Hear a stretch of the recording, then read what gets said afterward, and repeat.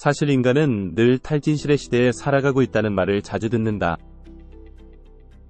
호모 사피엔스야말로 탈진실의 종이다. 호모 사피엔스 특유의 힘은 허구를 만들고 믿는 데서 나온다. 석기시대 이래 줄곧 자기 강화형 신화는 인간 집단을 하나로 묶는 데 기여해왔다. 실로 호모 사피엔스가 이 행성을 정복한 것도 무엇보다 허구를 만들고 퍼뜨리는 독특한 능력 덕분이었다. 우리는 수많은 이방인들과도 협력할 수 있는 유일한 포유동물이다. 그것이 가능했던 것도 허구의 이야기를 발명하고 사방으로 전파해서 수백만 명이 다른 사람들까지 그 이야기를 믿도록 납득시킬 수 있었기 때문이다. 모두가 같은 허구를 믿는 한 우리는 다 같이 동일한 법을 지키게 되고 그럼으로써 효과적으로 협력도 할 수 있다. 예 1000년 동안 사람들의 당시 소셜 네트워크에서 뉴스와 사실로 통했던 것들의 상당수는 기적과 천사, 귀신과 마녀에 관한 이야기들이었다. 그 시대의 대담한 리포터들은 지하세계의 가장 깊은 수렁에서 일어난 일도 생중계하듯 전했다. 하지만 이브가 사탄의 유혹에 빠졌다는 과학적인 증거는 전혀 없다. 그럼에도 수십억 사람들은 수천 년 동안 이런 이야기들을 믿어왔다. 어떤 가짜 뉴스들은 영원히 남는다. 1000명의 사람이 어떤 조작된 이야기를 한 달 동안 믿으면 그것은 가짜 뉴스다. 반면에 10억 명의 사람이 1000년 동안 믿으면 그것은 종교다. 좋든 나쁘든 허구는 인류가 가진 도구들 중에서 가장 효과적인 것에 속한다. 종교적 신념을 통해 사람들을 한데 뭉치고 대규모 협력을 끌어낼 수 있다. 그 결과 사람들은 군대와 감옥은 물론 병원과 학교, 다리도 지을 수 있었다. 아담과 이브는 결코 존재한 적이 없지만 그래도 샤르트르 대성당은 여전히 아름답다. 성경은 상당 부분이 허구일지 몰라도 여전히 수십억 신도에게 기쁨을 줄 수 있고 사람들에게 연민과 용기와 창의력을 불어넣을 수 있다. 사실 한때는 거짓말이었지만 언제나 진리 협력을 끌어내기 위해 허구를 사용한 것은 고대 종교만이 아니었다. 보다 최근에도 각 민족은 나름의 민족 신화를 만들어왔다. 종교나 이데올로기 외의 상업회사들도 허구와 가짜 뉴스에 의존한다. 브랜딩 작업에는 흔히 동일한 허구의 이야기를 반복해서 들려주는 것도 포함된다. 사람들이 진실이라고 믿을 때까지 계속된다. 코카콜라를 생각하면 어떤 이미지가 먼저 떠오르는가?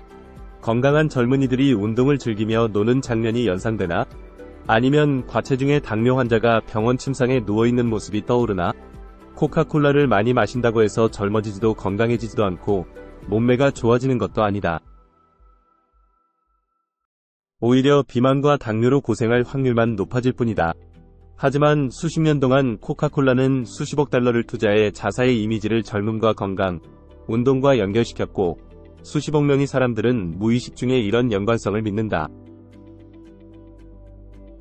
많은 사람들은 어떤 종교나 이데올로기가 현실을 잘못 전달하면 머지않아 지지자들이 그런 사실을 알아차릴 수밖에 없을 거라고 생각한다. 그럴 경우 현실을 더 정확히 반영한 경쟁자들에게 뒤질 수밖에 없을 것이기 때문이다. 그런 가정 역시 또 하나의 마음 편한 신화다. 현실에서 사람들 간의 협동력은 진실과 허구 사이에서 미묘한 균형을 유지하는 데 달렸다.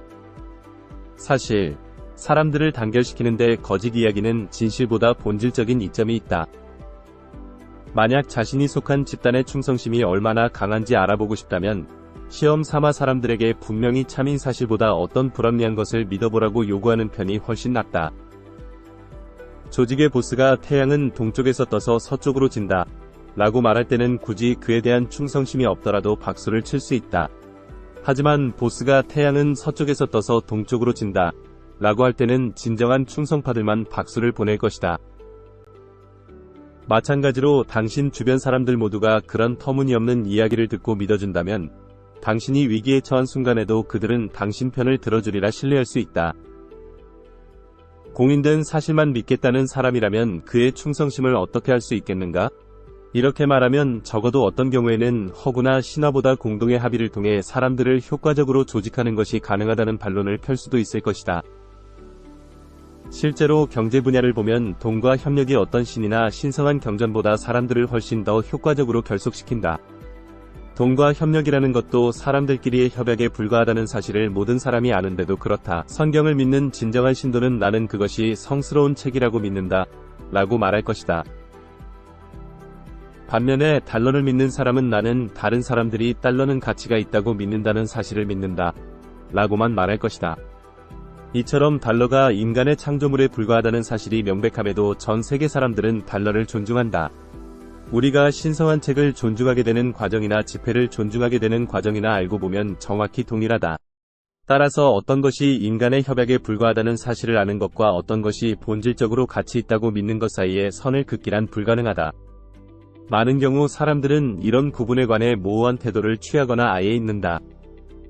또 다른 예를 들자면 사람들이 심도 있는 철학적인 토론을 벌일 때는 기업은 인간이 만든 허구적인 이야기에 불과하다는데 거의 모두가 동의할 것이다.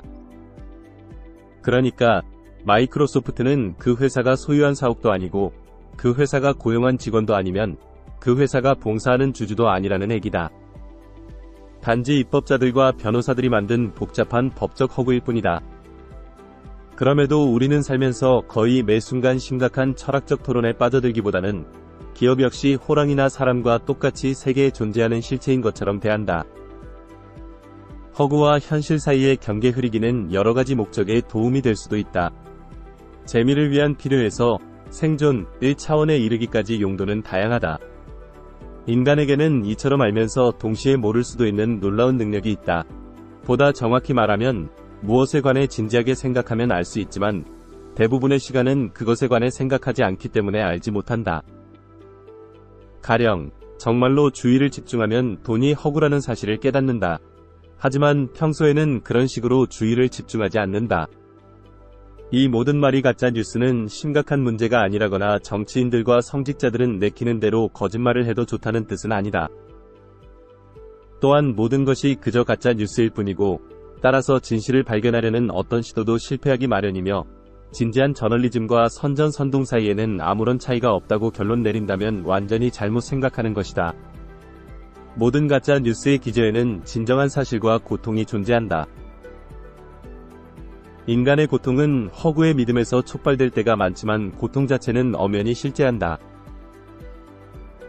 따라서 가짜 뉴스를 당연한 것으로 받아들이는 대신 그것은 우리가 생각하는 것보다 훨씬 더 해결하기 어려운 문제라는 사실을 인정하고 허구와 실체를 구분하기 위해 훨씬 더 열심히 분투해야만 한다.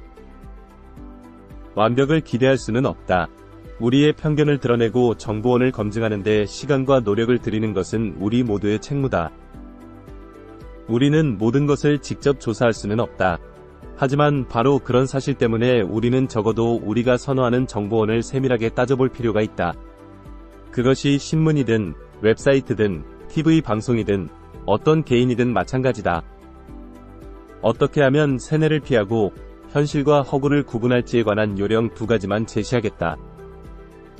첫째, 믿을 만한 정보를 얻고 싶다면 그에 합당한 만큼의 돈을 지불해야 한다. 만약 뉴스를 공짜로 얻는다면 당신이 상품이기 쉽다. 어떤 수상한 억만장자가 당신에게 이런 거래를 제시했다고 가정해보자. 당신에게 매월 $30를 주겠다. 그 대신 당신은 내가 바라는 정치적, 상업적 편견을 당신 머릿속에 심을 수 있도록 매일 1시간 당신을 세뇌할 수 있게 해달라.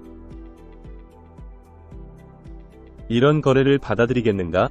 제정신이라면 그럴 가능성은 희박하다. 그러자 수상한 억만장자는 조금 다른 거래를 제안한다. 매일 1시간 내가 당신을 세뇌할 수 있도록 허락해달라. 그 대신 이 서비스의 비용을 당신에게 물리지 않겠다. 그러자 갑자기 수억 명의 사람들이 솔깃해한다. 부디 그런 사례를 따라가지 않기를 바란다. 두 번째 요령은 만약 어떤 이슈가 특별히 중요해 보인다면 그것에 관련된 과학문헌을 찾아 읽으려고 노력하는 것이다. 여기서 과학문헌이란 동료 평가를 거치는 논문, 저명한 학술 출판사가 낸 책, 명망 있는 기관의 교수가 쓴 저술이다. 과학 역시 나름의 한계가 분명히 있다. 과거에도 많은 오류가 있었다. 그럼에도 과학 공동체는 수세기 동안 우리가 가장 신뢰할 수 있는 지식의 원천이었다. 과학자들은 지금보다 훨씬 적극적으로 공적 토론에 개입할 필요가 있다. 특히 토론 내용이 자신의 전문 영역으로 넘어왔을 때에는 주저하지 말고 자기 목소리를 내야 한다. 분야가 의학이 되었든 역사가 되었든 마찬가지다. 물론 학문적 연구를 계속 해나가고 그 결과물을 소수의 전문가들만 읽는 과학저널에 발표하는 것도 대단히 중요하다. 하지만 그 못지않게 대중과학서를 통해 일반 대중에게 최신 과학이론을 전파하고 그들과 소통하는 것도 중요하다.